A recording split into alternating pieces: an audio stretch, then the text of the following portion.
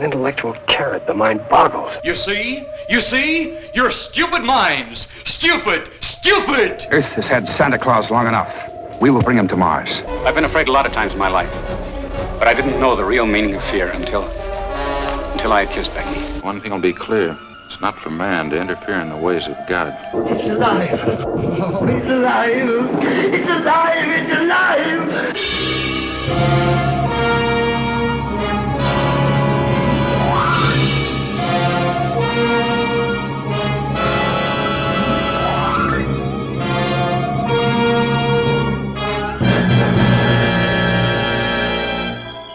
Good evening and welcome to Earth vs. Soup, episode 181. I'm Aaron Pollier. And I'm Darlene. We watched The Batwoman from 1968 today. Now, this is not the canceled Warner Brothers movie. This is not from the Adam West TV show. It is a Mexican film with what Darlene has often called a luchador movie, but it's not a luchador movie, even though there are luchadora in it.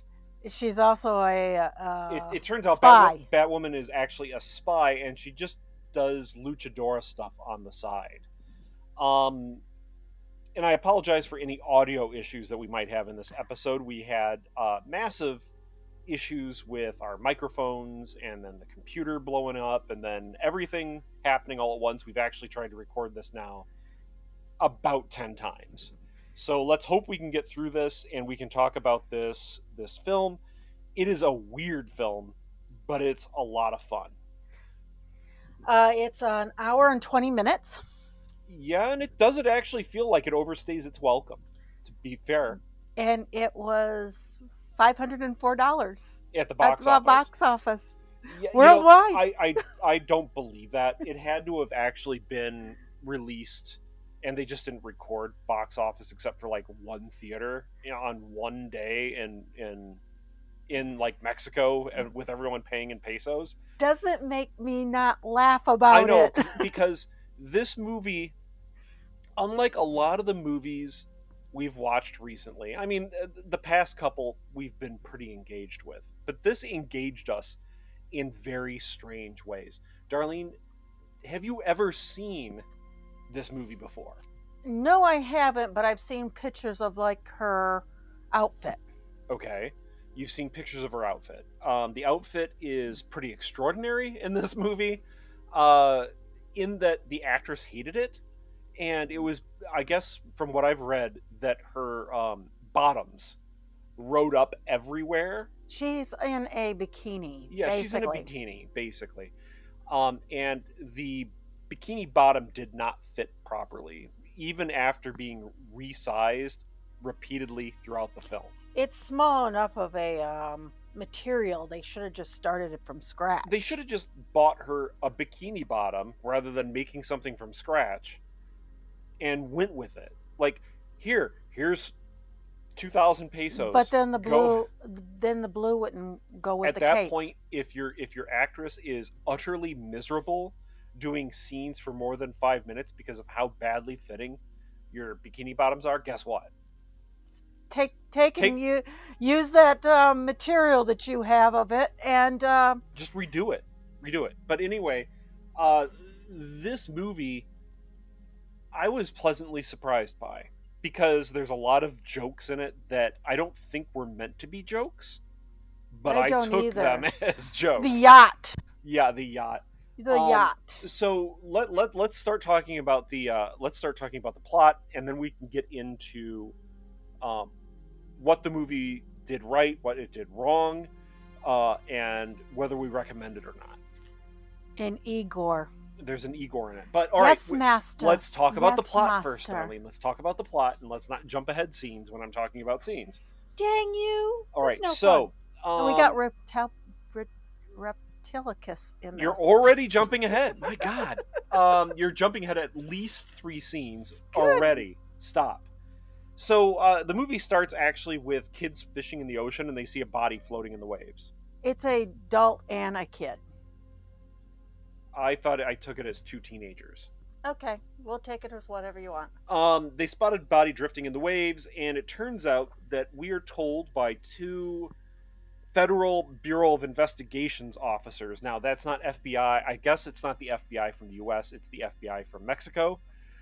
They say that there has been a spat of... And this is the fifth. There's been a spat of athletes being killed and dropped specifically in the ocean. And yes, this has been the fifth. These two men from the Secret Service talk about how there's also been similar murders in Hong Kong and other cities on the other side of the Pacific Ocean. Because it turns out where we are right now is Acapulco. Correct? Yes, we're in Acapulco. Okay, so one of the special agents says, hey, look, we've sent for help, and it turns out that our help is actually from Batwoman. Batwoman is coming in to help. And they give like a background. They're like, it's so hard to describe Batwoman with words. And it is a glowing review using many words that are very accurate to her character. But very much making you think she's a Mary Sue. Well, yeah. They say, oh, she's beautiful and she's rich.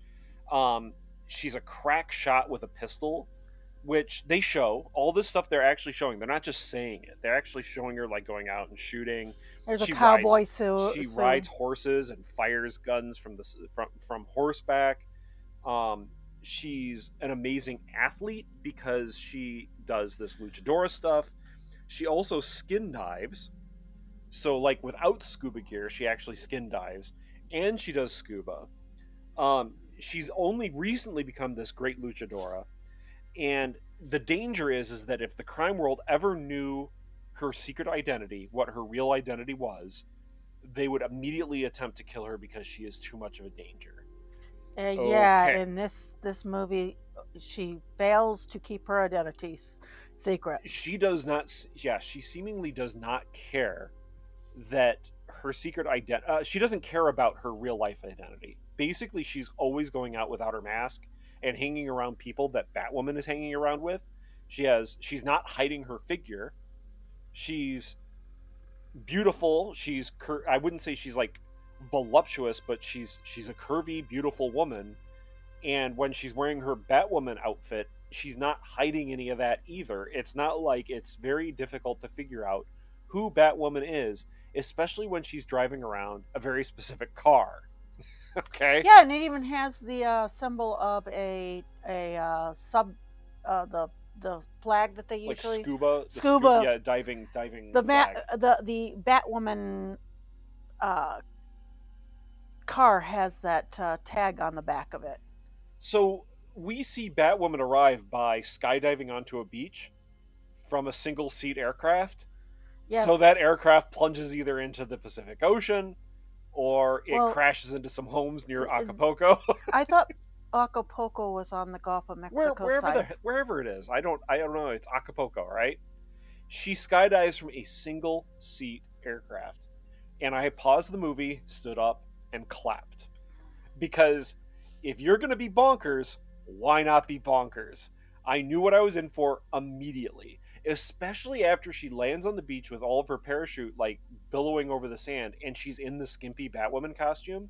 And the two agents there basically haul her off the beach in a way that if it wasn't like a mugging. If it wasn't for their expressions, yeah, it would look like they were kidnapping her.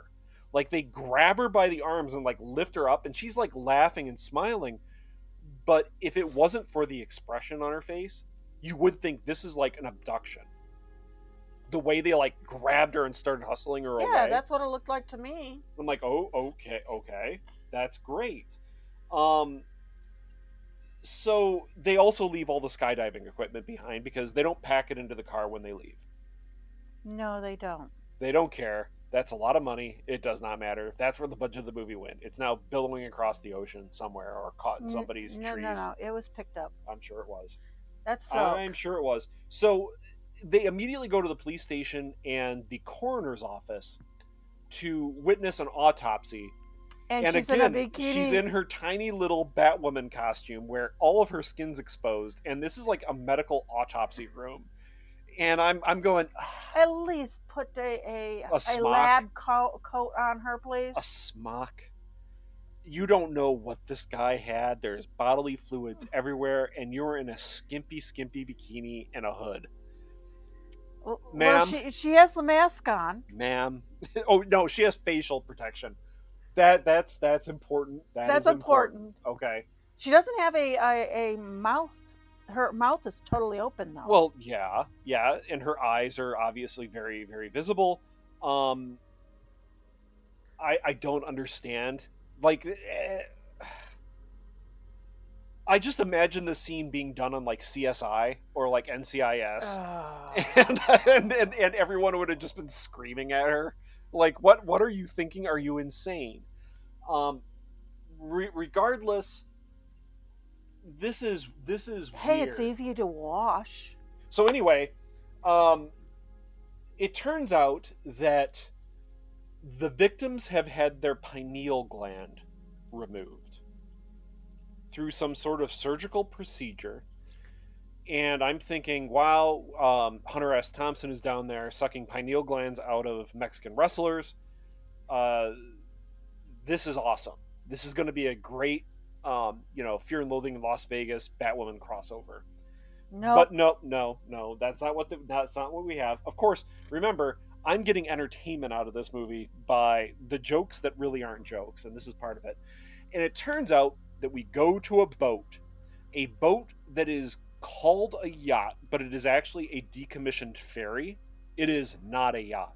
yes, it is a ferry. It is very It is much an of a open it deck is- ferry. It is very a old. And Darlene, ask me Fast. what the name is of the boat. Ask me what it is. You know what it is, It is Reptilicus. and it's painted. It's painted in really sloppy letters on the side. And okay, so Reptilicus is a science fiction movie from the 1950s about a giant monster attacking Amsterdam. And by God, well, it was done on one of the new episodes of MST3K that you can watch on Netflix for free. And yes, it's got our favorite. it has our favorite like musical number from Number. MST3 besides the Canada song. I Yeah. love the Canada song from the original run, but the monster rap, it actually has Yes. the monster rap in that episode, and we adore the monster rap.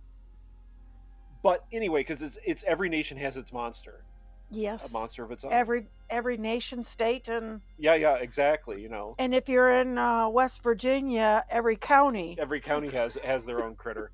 But the ship being named Reptilicus brings me a level of joy that I did not expect this movie to bring me, because it is written so sloppily on the side of this ferry, and the fact that it references, like, to me, it It's references not sloppy. It just looks like it's hand painted. it's without just very the- quickly, Yes.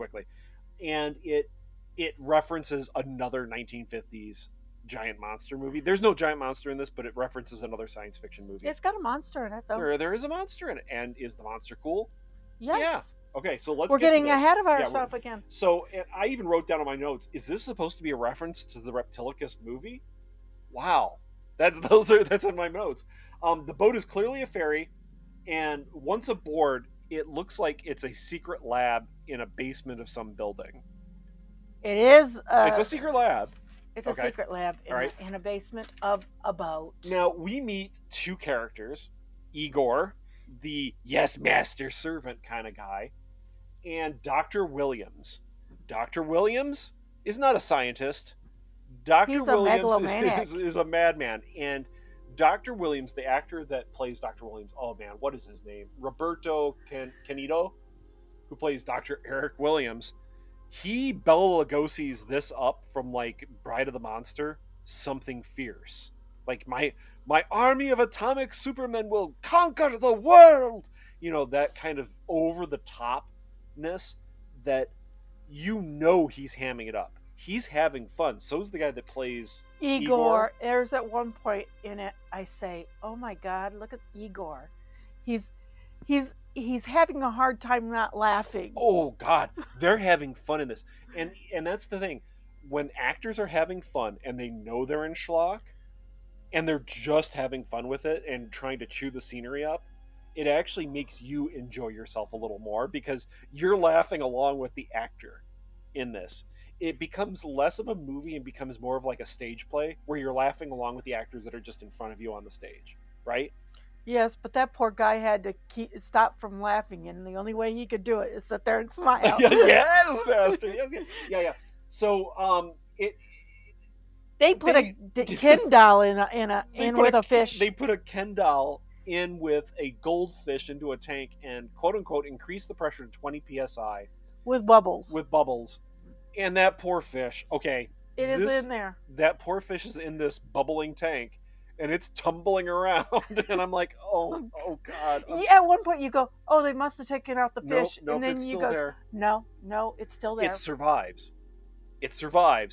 But the point of why they're trying to do this is that they're trying to create a fish man by harvesting these pineal glands from wrestlers, because these wrestlers have, I guess, super pineal glands. I don't understand this whole science on it. So you're going to have to There is no this. understanding of this.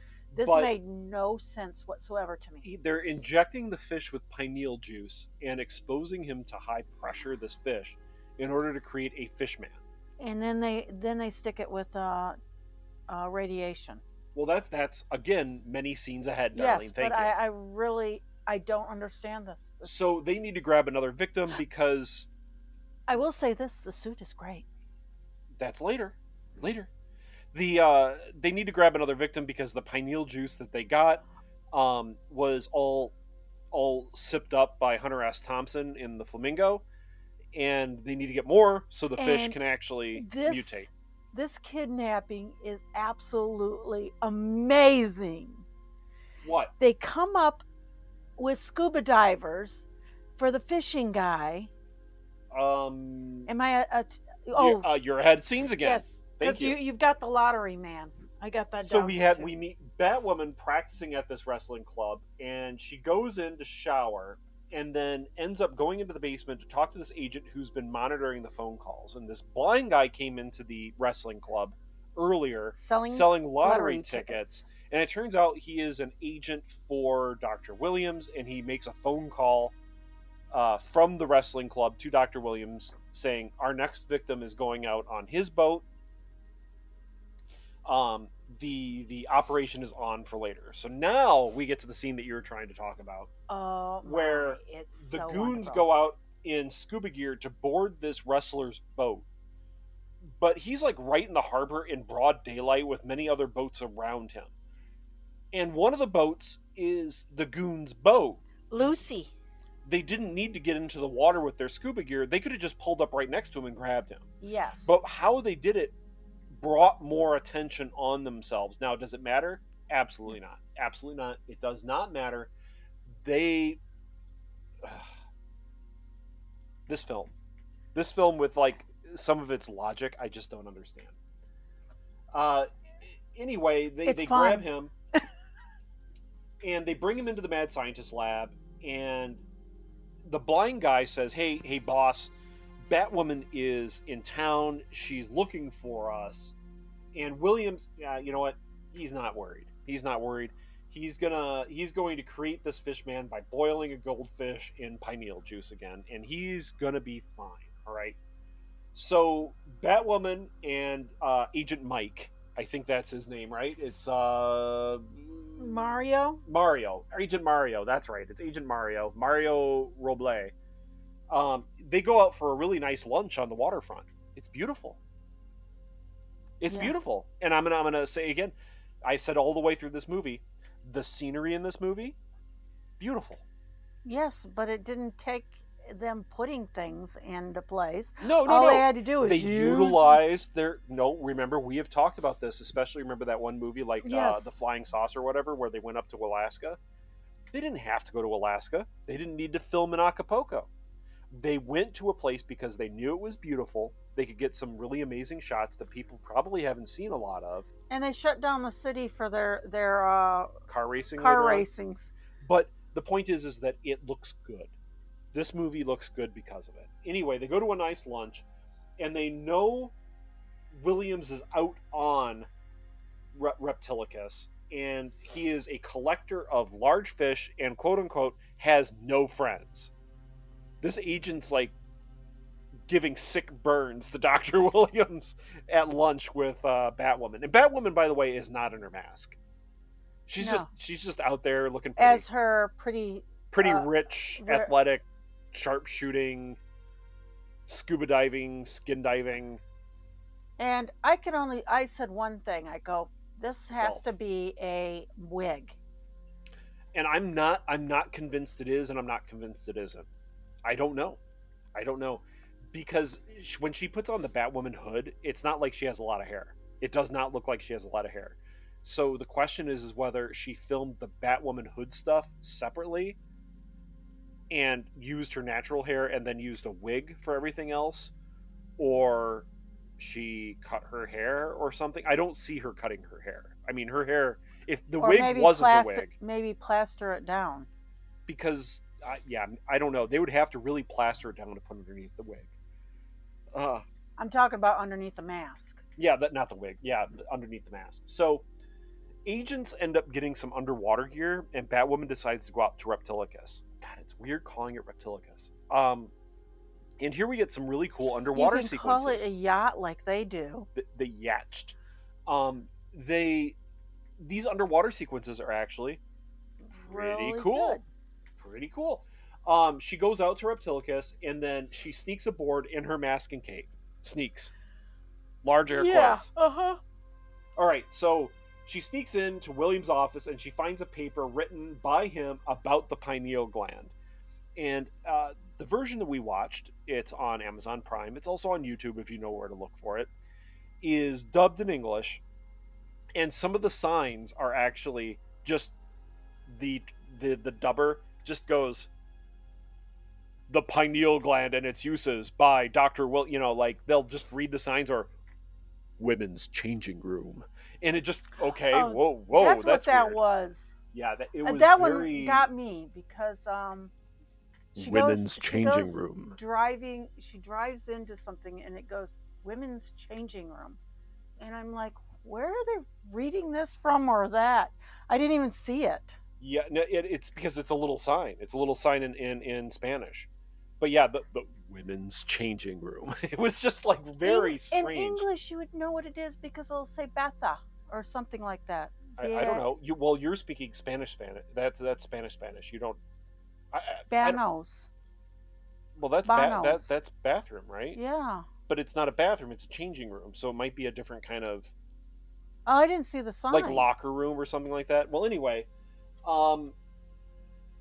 she ends up being found by a couple goons, and she fights back and ends up having acid thrown in William's face. And William screams, that bitch, and they're like, okay, that's kind of heavy for 1960s, just calling a woman a bitch.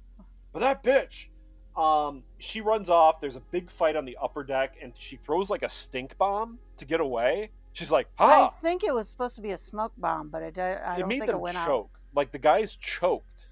Like they were going, Yeah, like a smoke bomb. It was close to you. I don't know, because it wasn't very smoky. It was like tear gas or something. And she jumps off the boat and dives under and drops her cape. So they all just start firing at her cape. And that's where Williams orders his men to get revenge on that bitch. And I'm like, okay, all right. So the rest of the movie, he has like scars on one side of the face. Not great done. Not well done, but they don't like get really close to him to show the scars very well. Sometimes they do. Some like I can only think of one shot where they really got a little too close, and you're like, oh, that's just kind of like. And as the guy was trying to fix and repair him, he's still talking and shouting and gesturing and all that. Gesturing, and you've got somebody that is got a knife to your face. Yeah. I'm like, that's really smart. There. Okay, so later Batwoman drives right past some of these goons in her car, and they almost gun her down on the streets. The streets of Acapulco. You're gonna you get idiot. You'll get too much attention on us. We need to follow her. Oh, okay. Yep. Well, you could have taken care of the problem right there and then and left town like the plan was originally. Like you were just going to abduct a whole bunch of luchadors and then leave town anyway. Why don't you just gun down the person that's hunting you down and leave to go to another South American or Central American city On to your get more on Reptilicus. Reptilicus. Yeah, I don't know. Anyway, they follow her around and they follow her to women's changing room. And they're like, we can't go in there. That's the women's changing room. And they're completely foiled by this, which is funny. And she changes into a regular person. Yeah, she changes and into goes like her onto the regular beach. clothes. Yeah, and goes onto the beach. She goes onto the beach with a whole bunch of other girls. There's a whole group of girls, and they're like, we have no idea who Batwoman is. And it's like, well, you could probably figure it out. It's not the tiny little redhead. And it's not the voluptuous blonde. Yeah, it's not this bombshell that looks, that's stacked, so to speak. You can narrow it down to maybe like 4 girls, and why don't you just abduct them all because you're evil dudes? It's like there's 8 of these guys out there anyway. Okay, they're evil dudes that don't have any intelligence, okay? They could have just abducted the entire group of girls. Well, but they might not have known if Batwoman was actually inside that group of girls, because she could have just hung out inside, which would have been smart. Regardless, they actually do make the intelligent call to say, hey, look, we know what car she's in. All we have to do is wait here until she drives off with her car. Yes, and they were very obvious where they were parking. Yep. So during this time, she goes out onto the beach, has a talk with her 2 guys that know about her ID, and I'm just like, whoa, this isn't. They're just openly talking about where like this. a little kid, like 2 years old, walks past behind them in diapers. Like, it's just, they're just filming on the beach, and there's like actual families out there and somebody sunbathing. Actually comes and goes, I need to have you go blah blah blah to something for the guy. One of the That's guys, Mario. So she changes back into her costume and leaves, and the goons follow, and then there's a car chase along the road along the ocean. And while it is a slow speed car chase, it might be going about 30. It is actually well done because they're driving on a real road that they didn't clear for this chase. So there's other cars that don't look like they know what's going on because they're doing dumb things. And then there's like the random street dog that's in the middle of the road. Oh, yes. They almost hit a dog. That isn't actually, the camera does not focus on the dog as though they planned on that dog being there. They didn't. That dog is just laying in the middle of the road and then gets up and hauls ass out of there. And you can see like the person driving the car that has the camera on it, like swerves to get out of the dog's way. They're like, oh shit, there's a dog here. So like they're just terrassing past people's houses. I mean, today they would be multi-million-dollar houses because they're right on the beach. But that's funny. That's honestly... Yeah, and that dog was just a brown mutt. And here's the thing, like, watching the scene, I didn't know what the hell would happen next. This is like the first car chase where I didn't know what to expect. Oh. Is Grandma gonna pull out in her like 19 teens Model A to go to the store and you just didn't plan on it? Is there going to be a family running across the street in their bathing suits? They did plan on one thing. The car chase would end up in the pothole. Yeah, there's a pothole. But I mean, you don't know. Like after the car that's obviously just driving down the middle of the street because that's how this guy drives. It's like has to swerve and they lay on the horn. You're like, that. I don't think that was planned. That didn't seem planned. And then suddenly there's this dog that's just laying there. You don't know what the hell's going to happen next. That brought excitement.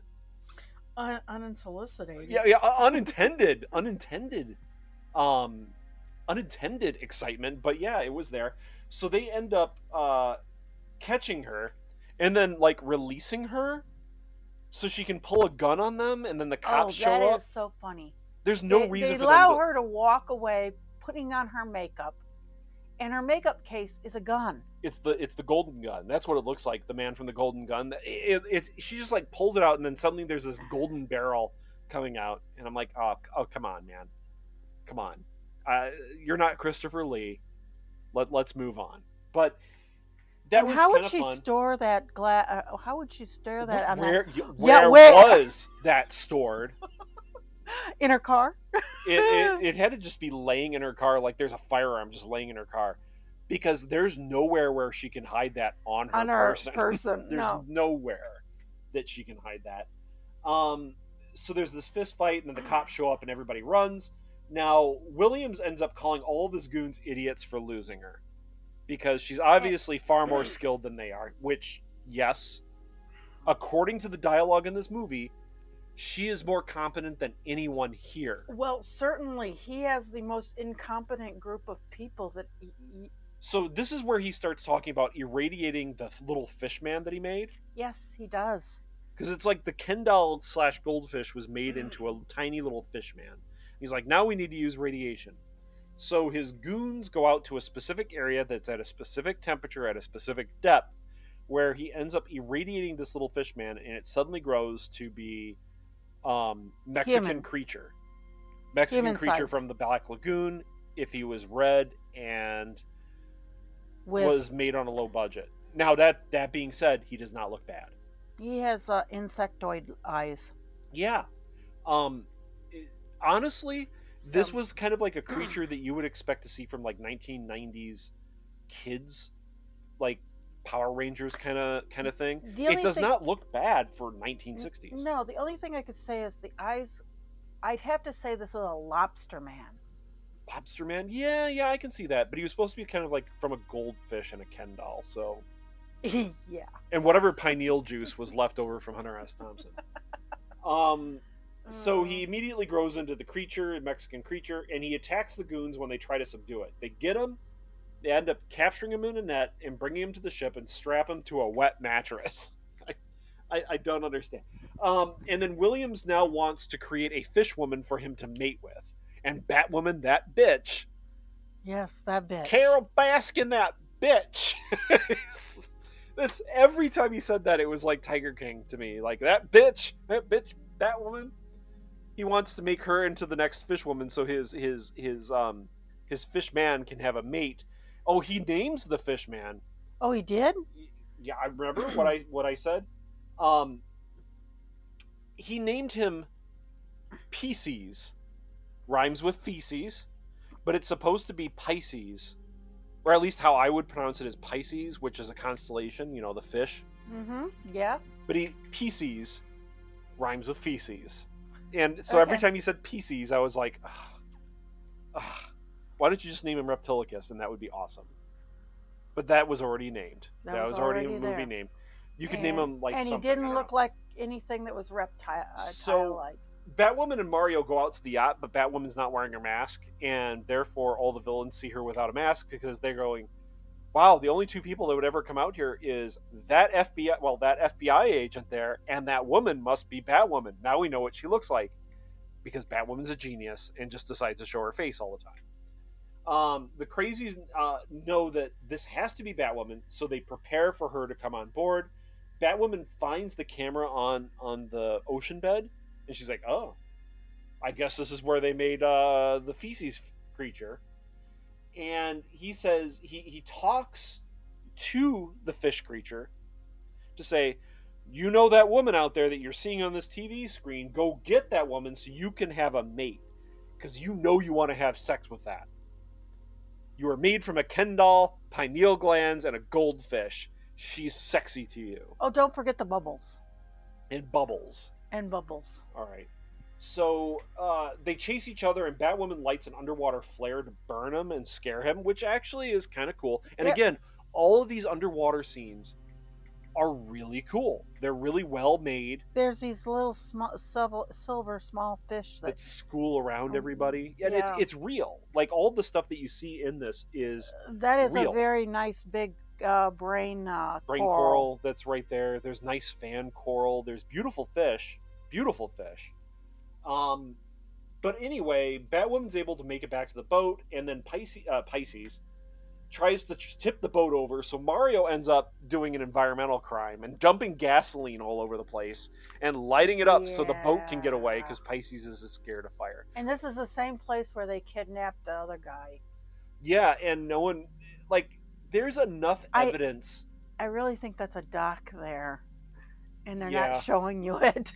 So Dr. Williams develops like this tiny little electronic bug that Pisces can track, That is not tiny. Yeah, it's My huge.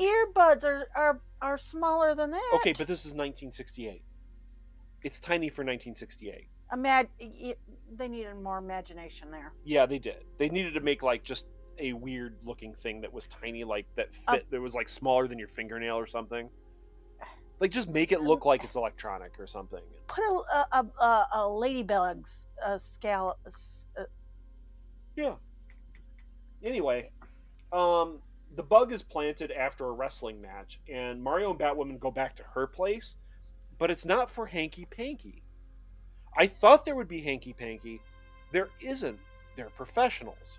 Yeah, he's staying there on that horrible couch to like protect her. Yes, I guess so. And she because they know they have that thing on them. No, she discovers the bug and then puts it on her nightgown, and this does not make any sense. She's like, I figured it would be for the bad guys to like track us. I didn't know that it would be for like Pisces to actually come and find me to grab me. Like, what? If you have a bug on you, doesn't it mean that whoever can track you can come and get you? Yes. Rather than like. But have the guys do it instead of the monster. Now it's the monster. So she's like in her nightie, and the monster comes in. Gorgeous nightie. Yeah, it's a nice nightie. And Mario comes in and gets the shit kicked out of him by the monster in this room. And doesn't shoot. He has a perfect way of shooting him in the back. Okay. But he doesn't shoot him. Pisces grabs her and is walking towards the ocean because, Pisces is just going to swim out to this boat underwater and kill her because she can't breathe underwater.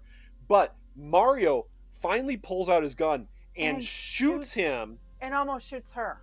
But, I mean, the way it's framed, there's no way that he could have assumed that he wouldn't hit her. Right. Because she's, like, covering most of his body, and he just full-on shoots him. Now, does he hit Pisces? No, he hits nothing. But Pisces is scared by the noise and drops her. Okay. He drops her, they fight, and now Mario gets the shit kicked out of him again. And her nightie actually stays pretty well in this scene of all this tumbling in water, and it stays on. It stays on. And it's not see-through. It's so green. Credit where credit's due. Yeah. Credit where credit's due. So now Dr. Williams is like, I'm going to capture Mario, so Batwoman will look for him and come out here, and then they can capture her after capturing him. So they end up faking a traffic accident and capturing him and his partner and dragging him out to the boat. And again, Batwoman sneaks aboard Reptilicus, like it's nothing. But they're expecting her, and they immediately capture her. They strap her down, and Pisces breaks into the operating room and starts wrecking shit, just for no reason. Well, right? You think it's no reason. It's no reason. He just breaks in and starts wrecking things. And then the agents break free as Pisces sets fire to the lab, and they're like, man, we need to get out of here. This boat's going to explode. Because it's at the end that she goes, she put that piece on the doctor. Yeah, the bug. And I guess it was there to, like, Pisces would always want to go to it and hump it. And I don't know. Yeah. Anyway, they all get the hell out of Dodge, and then a model of Reptilicus explodes. And we have our final scene where Batwoman freaks out at her house by seeing a mouse, and the big strong men have to help her out. The end. Okay, so. Yeah, okay. This movie was fun. It was ridiculous. This movie was fun. It was fun. It was ridiculous. Okay, so what worked in this movie, Darlene? Let's recap. The even monster, if we've said it. I will say that the monster, for what it was, you actually even had close-ups on it. It didn't look bad, and it actually did both in the ocean as well as on land. Yep. And it is the same costume. And it looks, it worked underwater. It worked on land. And they designed it so it has this hump on its back, so you can actually have a little scuba tank underneath. It's probably a smaller scuba tank than... But that's fine. Like, it means that the actors can stay underwater and film their scenes for longer, unlike Creature, where they actually had to get a guy that could hold his breath for many minutes. Yeah. And I respect the hell out of it. He bubbles up, too, sometimes. Yeah, there's bubbles. And there's a great... there could have been a lot of issues with that underground underwater struggle Yeah. where he was throwing them one up in the air, flipping it, holding the other one down on the ground. Yeah. There could have been so much disaster there Yeah. because their scuba suits have all those things on it. Yeah. And he could get it tangled, pinched, whatever. So they had this pretty well choreographed, and he couldn't see out of it. Yeah, no, he couldn't see out Yet of the that. guy was actually flipping him over. Yeah, the underwater stuff in this movie, besides just the creature suit in this, like Pisces' suit, all the underwater stuff in this movie, fantastic. Hands down, it's really good. It's not as good as Creature from the Black Lagoon. Nothing will ever touch that for underwater stuff. There is a scene where you see a red thing, and you were like, "What is that?" Oh, it's an emergency tank. It's an emergency tank. Like, I'm happy that I see that, because yes, it's a goof, but it means somebody actually gave a shit about safety on the film. Yes. That there was like somebody down there monitoring safety issues. And when I was first looking about this movie, that was something I said. They got a submarine technician, and you're like, "We got a submarine in this?" Well, yeah, no, there's like a self-propelled like underwater. It looks like a torpedo that you hang on to. It's like it has its own little battery, and it runs a fan. It helps you swim, basically. It speeds you up when going through areas. It actually was pretty cool. All that stuff was pretty cool. What else worked? Not the chase scenes. Acapulco worked. Acapulco. The setting worked. Everything that they filmed for this movie that was actually outside was pretty. And the inside of the boat, that's the yacht, that is the ferry. We're talking about things that work still. Unless we can't think of anything else. I can't think of anything else because the acting... The wrestling worked. No, hold on. The acting, I will say the acting, while I wouldn't normally put it in this worked because it wasn't great, it was not bad. I couldn't, because it is...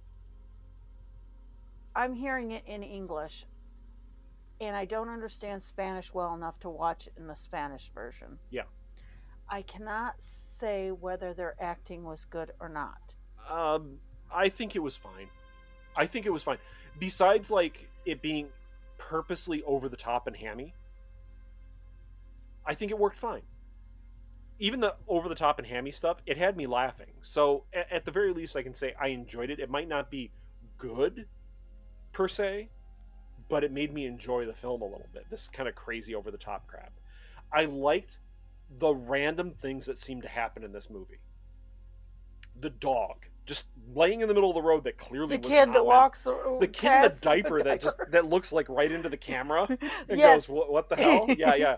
Whoa, what's going on? Just the random stuff that clearly was not planned that just so happens to be in the movie. I guarantee you Batwoman did not expect to be like dragged off the beach like she was being kidnapped, and so she was acting like she should normally be like happy to see her friends, so she's laughing and happily, smiling as these guys like just drag her over the sand like aggressively, and it just seems so weirdly out of place that Batwoman almost naked in an autopsy room. Yeah. It's surreal, and it works. I put it no, into the... it doesn't work. Hold on. I put it into the category of it works because I thought it was hilarious, and it really increased my enjoyment of the movie. Because it's just so weird. It's so weird. You're seeing the head of the body there with her belly button. Yeah, like, her crotch is like right there against this corpse sheet, and I'm like, oh man, come on, that's not hygienic. What didn't work in this movie? A lot, really. You say that. The science, oh my god, but was it supposed to work? No, but it was not supposed to work. It's dumb. I think there might be some translation issues with the yacht. Yeah, because it is clearly a ferry that has been decommissioned, and it is not a yacht. It has open decks. You can see through the entire ship. It is a ferry. the inside looks like somebody hospital because it has the bumper. Yeah, it's just I think it's just a set. I think it's just a set. Just a set. They might have used a hospital thing for a set. I will say that they did not. Some of the writing in this does not work, and I say some. I'm not putting the whole thing as it doesn't work. Some of the writing, specifically with like how little Batwoman seems to care actually about her real life identity, because she does not care. But they reference it all the time how this is so important to keep her secret identity, and she just does everything that to reveal her secret identity. But seemingly not on purpose, but it has to be on purpose because of how often she does it. Yeah. No, I would think that was I don't care. I don't think that the FBI being involved in this, the police, actually made a difference in this movie. What would have been more interesting, and this is me kind of rewriting the film, but since there's nothing about like real law enforcement happening here, like they're still just breaking onto this ferry without a warrant constantly. Why not actually involve some other like male wrestlers, like in costume as well? I mean, if you're going with this whole Batwoman shtick, why not have the Bat Boys, or some luchadors? Well, that's what I'm saying. The male wrestlers, luchadors. They don't even need to be in full costume. You just get some buff guys that are always there in as skimpy of clothing as she is to give a little love to the ladies, because at the beginning of the film when they first go into the wrestling club, there is a little bit of love for the ladies there. There's some guys that I will put giant air quotes around that are buff, but there's women that are actually there like ogling them a little bit. They're ogling them a little bit. Yes, they were ogling them. And I mean, they're in shape. They're wrestlers. That's when I ask you, is wrestling at this time very big in... And I'm like, Darlene, remember Aztec Robot versus Aztec Mummy? We have... She's adjusting the microphone. We have multiple movies that we've watched with luchadors in them that are even before this by decades. So yes, wrestling is a thing in Mexico. We watched the whole Aztec Mummy box set, which has luchadors in them everywhere. Anyway, anything else that does not work? No, I don't think so. Is there anything that a modern filmmaker can learn? I haven't asked that question in a while. I've answered that one though before on other ones. What is it? On this one, nothing. Oh, I disagree. Or just I disagree. Have the people know that it's going to be campy, and I disagree. There's multiple things a modern filmmaker can learn from this movie in a positive way.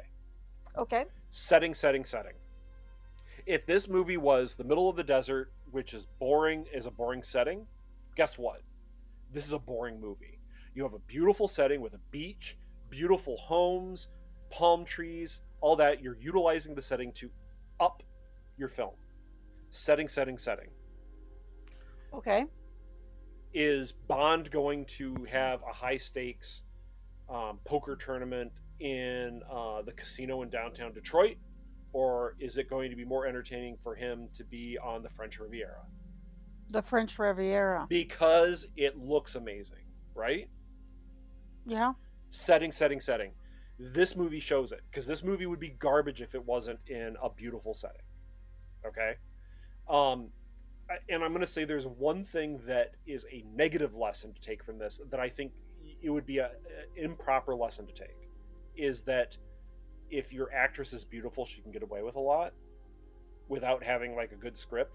And I think it's the wrong lesson to take. I think that what this movie, the lesson you should take about this, the woman who played Batwoman, is that she actually had charm even with a face mask.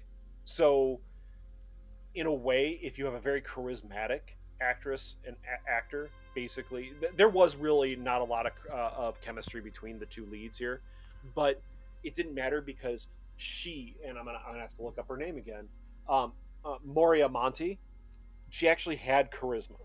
Yes, she did. But the other guy did not. No, I'm saying she had charisma, and she oozed it out enough that it even went through her mask. Yes. And that's it's the kind not of thing. It's not about her looks. It's about her charm and the way that she presented herself. Really, it's not about her looks. It's nothing like that. That's the lesson you should take: is if you have a charming actor or actress that can put that across in the film, it's going to also elevate your film. Do you recommend this movie? For those that like campy stuff, yes. And I'm going to recommend it. Yeah, absolutely. Now, on IMDb. Yeah.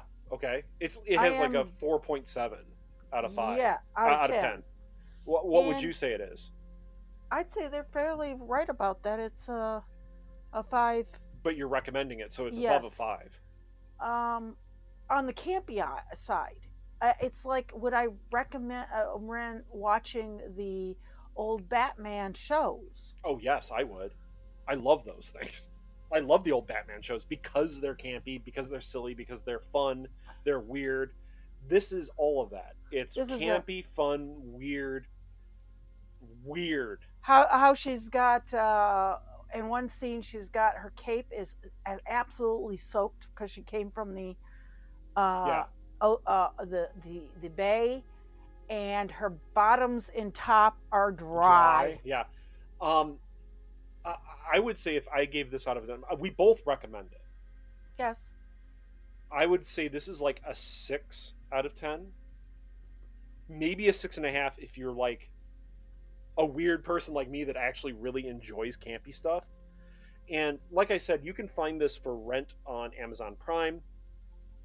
But you can also, if you know how to look, you can find it on YouTube for free, there's actually a very good, sharp, crisp version of it up on YouTube that is also dubbed into English.